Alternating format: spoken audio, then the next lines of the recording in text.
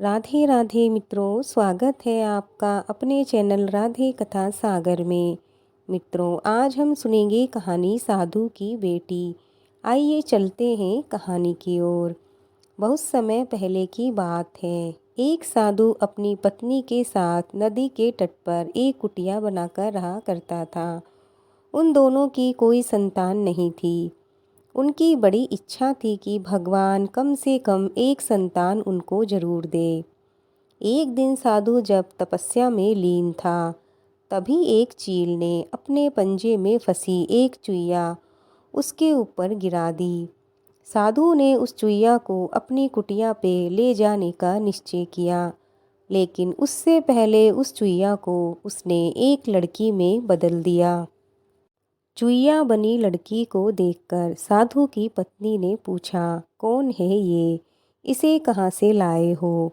साधु ने पत्नी को पूरी बात बताई।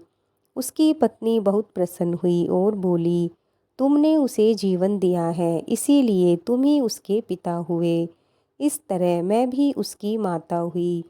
हमारे यहाँ कोई संतान नहीं है, इसीलिए भगवान ने इसे हमारे पास भेजा है। जल्द ही वह बच्ची एक सुंदर युवती बन गई। जब वह 16 साल की हुई तो साधु और उसकी पत्नी ने उसका विवाह करने का निश्चय किया। साधु ने सूर्य देवता का आह्वान किया। जब सूर्य देवता उनके सामने आए तो साधु ने उन्हें प्रणाम किया और उनसे अनुरोध किया कि वह उनकी बेटी से विवाह कर ले।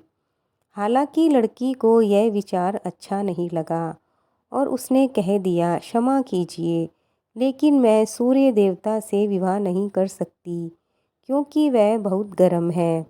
साधु अपनी बेटी की बात सुनकर निराश हुए और उन्होंने सूर्य देवता से कहा कि अब वह ही उसकी लड़की के लिए कोई सुयोग्य वर सुझाए। सूर्य देवता ने कहा, बादलों के देवता से आपकी लड़की की जोड़ी सही बैठेगी, क्योंकि वह ही धूप की गर्मी से उसकी रक्षा कर सकते हैं। साधु ने अब बादल देवता से उसकी लड़की से विवाह करने का अनुरोध किया। इस बार भी लड़की ने विवाह करने से इनकार कर दिया और बोली, मैं इस काले व्यक्ति से विवाह नहीं करूंगी। इसके अलावा पिताजी, मुझे बादलों की गरज से डर भी लगता है। साधु फिर उदास हो गया और उसने बादल देवता से अनुरोध किया कि वह ही कोई सुयोग्य वर सुझाए। बादल देवता ने कहा, पवन देवता के साथ इसकी जोड़ी अच्छी रहेगी, क्योंकि वे आसानी से मुझे उड़ा सकते हैं।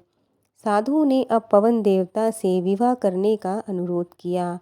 इस बार भी लड़की ने विवाह से इनकार कर दिया और बोली, मैं ऐसे अस्थिर व्यक्ति से विवाह नहीं कर सकती। ये बहुत चंचल हैं, हर समय यहाँ वहाँ उड़ते रहते हैं। साधु अब काफ़ी परेशान हो गया। साधु ने पवन देवता से ही कोई सुयोग्य वर सुझाने को कहा। पवन देव ने जवाब दिया, पर्वतों के राजा बहुत मजबूत और स्थिर हैं। वे बहती हुई हवा को भी आसानी से रोक सकते हैं। उनसे आपकी लड़की की जोड़ी सही बैठेगी। साधु अब पर्वतराज के पास गए और उससे अपनी लड़की के साथ विवाह करने का अनुरोध किया। हालांकि इस बार भी लड़की ने विवाह करने से इनकार कर दिया और कहा, मैं ऐसे किसी भी व्यक्ति से विवाह नहीं कर सकती जो इतना कठोर और ठंडा हो। लड़की ने साधु से किसी नरम वर को खोजने को कहा। साधु ने पर्वतराज से सलाह मांगी। पर्वतराज ने जवाब दिया, किसी चूहे के साथ ही आपकी लड़की की जोड़ी अच्छी रहेगी, क्योंकि वह नरम भी है और आसानी से किसी पर्वत में भी बिल बना सकता है। इस बार तो लड़की को वर पसंद आ गया। साधु अपनी बेटी का निर्णय सुनकर काफ़ी हैरान हुए और बोले, भाग्य का खेल देखो कितना निराला है। तुम मेरे पास एक चुईया के रूप में आई थी और मैंने ही तुम्हें लड़की का रूप दिया था। चुईया के रूप में जन्म लेने के कारण तुम्हारे भाग्य में चूहे से ही विवाह करना लिखा था और वही हुआ भी। भाग्य में जो लिखा होता है घूम फिर कर वही होता है। साधु ने फिर से प्रार्थना शुरू कर दी और लड़की को एक चुईया में फिर से बदल दिया और साधु ने अपनी बेटी चुईया का विवाह एक चूहे से कर दिया। आइए अब हम सुनेंगे दूसरी कहानी। इस कहानी का नाम है कहाँ है भगवान। एक आदमी हमेशा की तरह अपने बाल कटवाने नाई की दुकान पर जाता है। बाल काटते वक्त अक्सर देश दुनिया की बातें हुआ करती थी। आज भी वह सिनेमा, राजनीति और खेल जगत इत्यादि के बारे में बात कर रहा था। अचानक भगवान के अस्तित्व को लेकर बात होने लगती है। तभी बाल काटते हुए नाई ने कहा, देखिए भैया, मैं आपकी तरह भगवान को नहीं मानता। मैं भगवान में यकीन नहीं रखता। तुम ऐसा क्यों कहते हो? आदमी ने पूछा।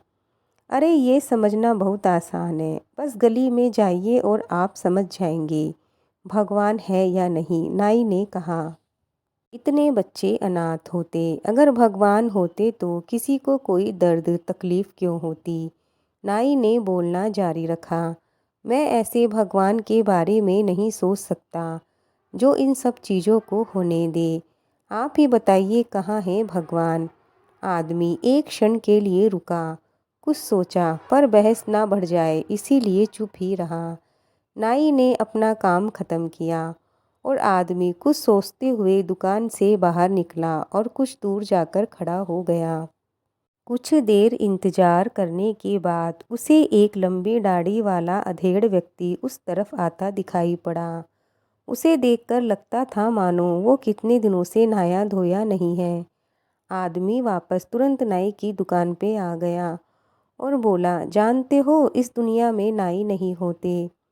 नाई ने बोला, भला कैसे नहीं होते? मैं साक्षात तुम्हारे सामने हूँ। आदमी ने बोला, नहीं होते मतलब नहीं होते। वो नहीं होते वरना किसी की भी लंबी दाढ़ी मूछ नहीं होती। वो देखो सामने लंबी दाढ़ी मूछ वाला आदमी खड़ा है। अरे नहीं भाई साहब, नाई होते हैं, लेकिन बहुत से लोग हमारे पास नहीं आते, नाई बोला। बिल्कुल सही, आदमी ने नाई को रोकते हुए कहा। यही तो बात है, भगवान भी होते हैं पर लोग उनके पास नहीं जाते और ना ही उन्हें खोजने का प्रयास करते हैं। इसीलिए दुनिया में इतना दुख दर्द है।